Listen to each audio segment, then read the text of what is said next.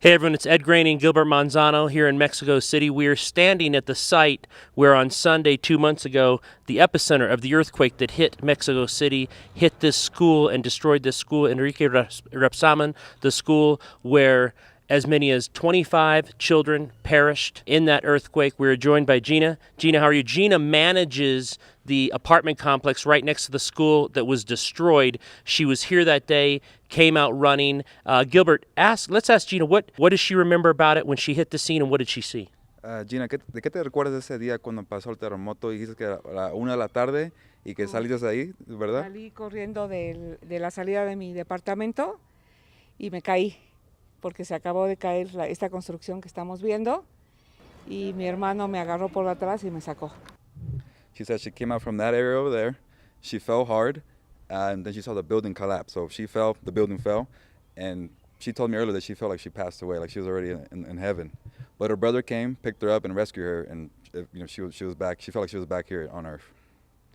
Gina, the devastation of the school and the loss of the children, you were telling us earlier, one computer class had 19 children, 7 to 10-year-olds, and a teacher. They all perished.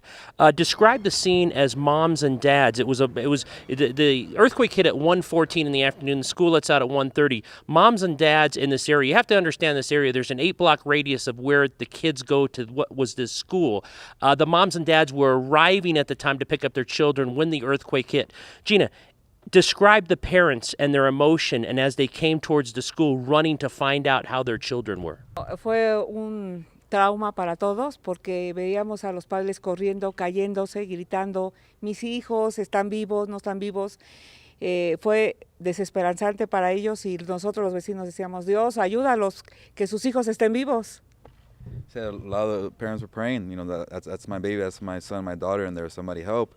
And she was telling me earlier that a lot of the men of the community came, they jumped and started pulling out kids, and the mothers were devastated, crying. So it was just a lot of chaos here going on. Yeah, very emotional story here. Gina also was telling us how some ran in to take some of the dead children and walk them out so their parents could see them one final time. They refused to put them in ambulances, and they took them to local authorities so their parents could go and identify their children and see them one more time. So very, very sad. Once again, this is the school behind us.